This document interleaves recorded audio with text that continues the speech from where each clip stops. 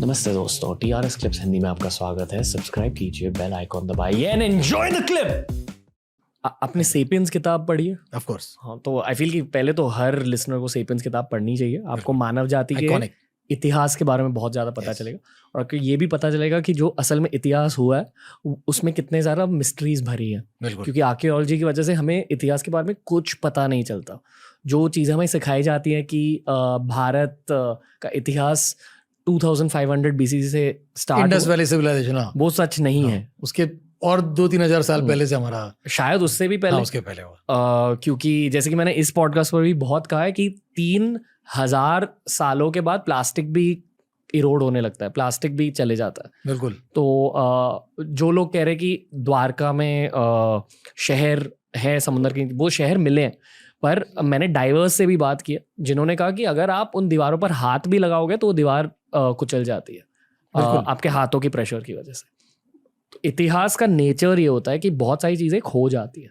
द्वारका से एक कहानी बताता हूँ, बड़ी इंटरेस्टिंग कहानी है। द्वारका से थोड़ा पहले सोमनाथ, जो इंडिया का पहला ज्योतिर्लिंग है, ये एक यूनिक जगह है जहाँ पे ज्योतिर्लिंग शिवा और कृष्णा विष्णु, ये दोनों की बहुत मानता है। क्योंकि सोमनाथ में कृष्णा ने फाइनली धरती को छोड़ा, जहाँ पे उसे एरो लगा जी, और फिर वो अकेले ही जंगल में मर गए।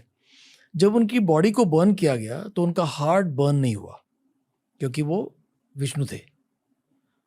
और उनका हार्ट जो है वो पानी में समुंदर से जाके पुरी में, जगन्नाथपुरी में मिला। आज की डेट में भी जगन्नाथपुरी में जब वो नीम की लकड़ी के स्टैचूज बने हैं, वो कृष्णा, सुभद्रा, बलराम, ये 3 स्टैचूज हैं, नीम के बने हुए हैं, नीम की लकड़ी के होते हैं।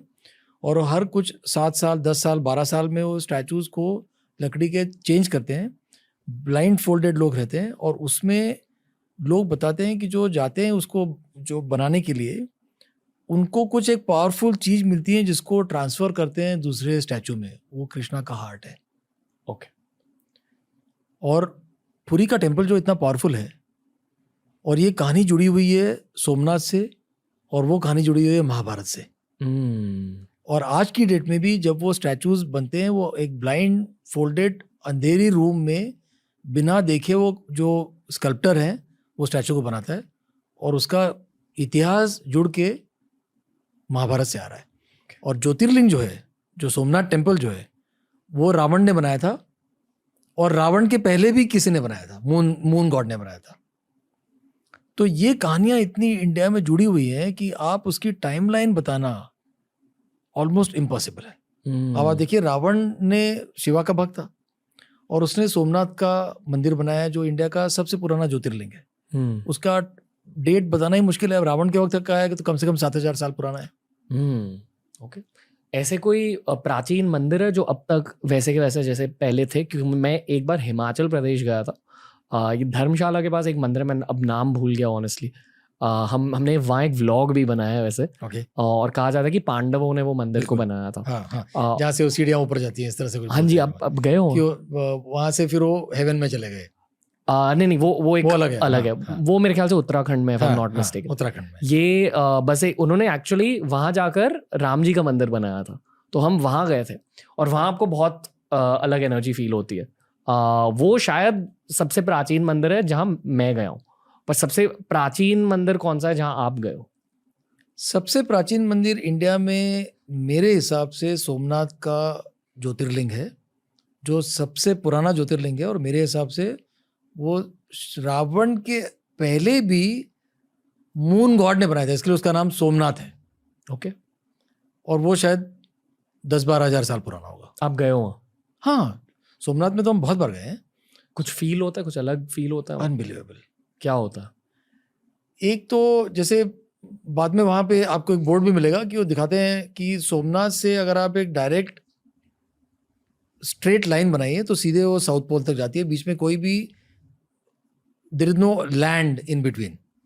वो इस तरह से टेम्पल बना हुआ है। पर फॉरगेट दैट, आपको एक क्लियर फीलिंग आता है कि जब वो शाम को वहाँ जब आरती होती है तो वो जिसको कहते हैं कि मेस्मराइज कर देता है आपको। बिल्कुल वो फीलिंग आता है कि इस जगह में कुछ पावर है। और सोमनाथ का एक, मैंने जैसे बताया कि वहाँ पे कृष्णा और शिवा, विष्णु एंड शिवा दोनों की बहुत, कृष्णा के लास्ट मोमेंट्स सोमनाथ में हुए और ज्योतिर्लिंग सबसे पुराना है, तो वो पूरे शहर में एक माहौल बनता है जो बहुत ही अद्भुत है, बहुत अद्भुत है और बहुत ही सुंदर मंदिर है।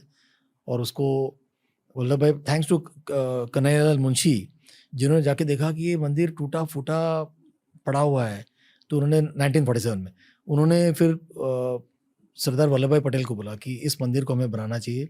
उसके लिए फंड्स इकट्ठा किए और वो मंदिर पूरा जो है नया तरीके से बनाया है। तो बहुत सुंदर मंदिर है। DRS क्लिप्स हिंदी के इस क्लिप देखने के लिए थैंक यू दोस्तों, लव टू यू ऑल। नीचे हमने लिंक किया है इस पूरे के पूरे पॉडकास्ट को, यानी पूरे एपिसोड को, उसके नीचे हमने लिंक किया एक ऐसी प्लेलिस्ट को जिसे देखकर आपको बहुत मजा आएगा।